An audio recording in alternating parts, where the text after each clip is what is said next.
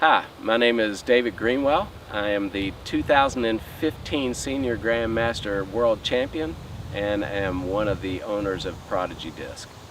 The purpose of this film session today is to explain the naming process of all of our discs.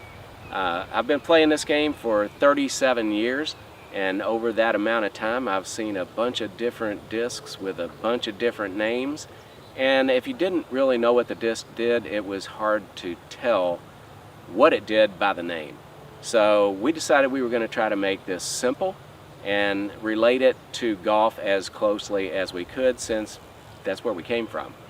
This particular disc is a D1, which it'll have the D right here in the middle, followed by 1, which the 1 indicates that it is the most overstable driver in our particular line. The number that is here to the left of the D1 is the plastic type that this particular disc is made in, and this is indicating that it is approved by the PDGA for tournament play. You would use this disc if you were either throwing into a heavy headwind or if you wanted this disc to finish hard right to left. This would be the D1. In the drivers currently we have D1, D2, D3, D4, and D5. And all of those discs are incrementally more or less overstable. If you're going to the higher number, they're less overstable. If you're going to the lower number, they're the most overstable. The 1 will always be the most overstable disc in that group. Here we have an X1. The X1 is unusual, and it is the only disc currently in its class. The X1 is definitely going to be used for severe weather conditions or for extreme hard throwers.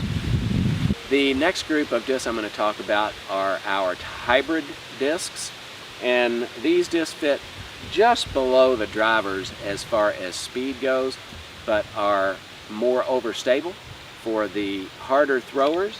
They will be identified with an H and followed by either a 1, 2, 3, or 4. We only have 4 models in the hybrid series right now, and are definitely for the more experienced players that throw really hard and use these discs as much as anything for distance control and fighting heavy wind. Next we will go to our fairway drivers, which the fairway drivers are probably my favorite discs, and I throw them more than anything else.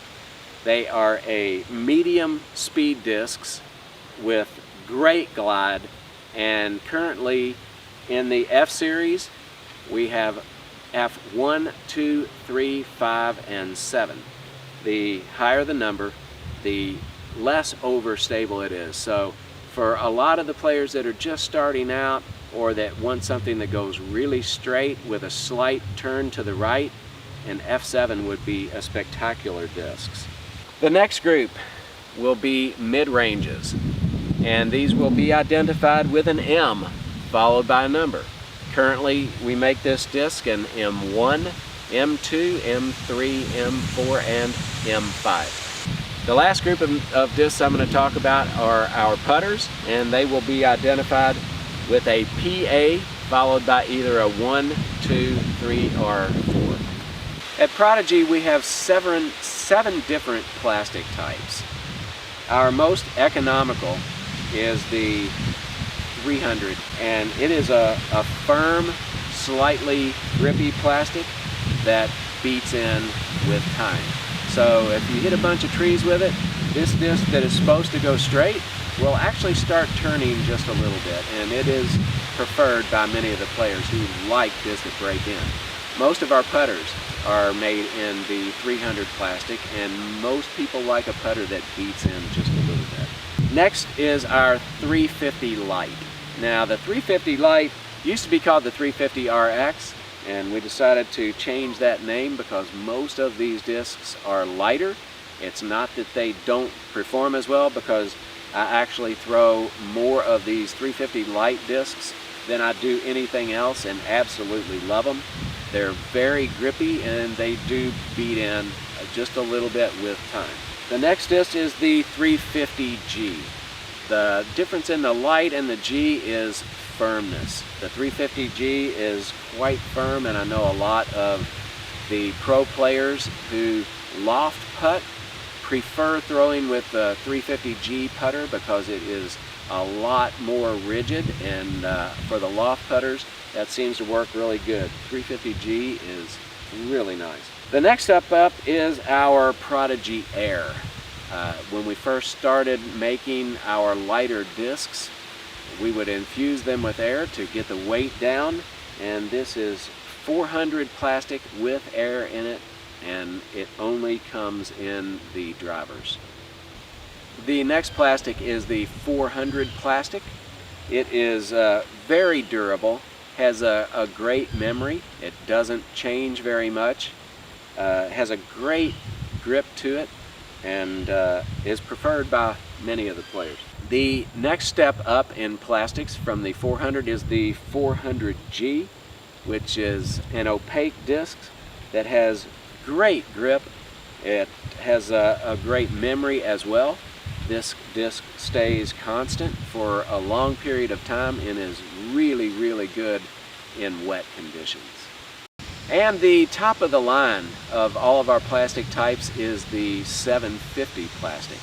The 750 is very stout and actually stays the same forever. And if you don't lose this disc, then you likely won't have to buy another. For me personally, this is slightly less overstable than the 400G, which is preferred because it stays straight for an extended period of time, and like I said, if you don't lose this disc, you won't have to buy another one. 750 is awesome.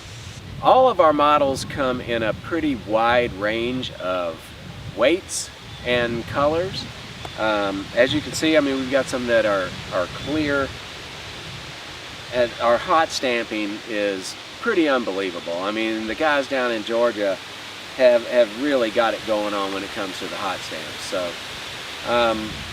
all you got to do is look on the website. You can find all the different weight ranges, all the different things that are available, and hope to see you on there soon.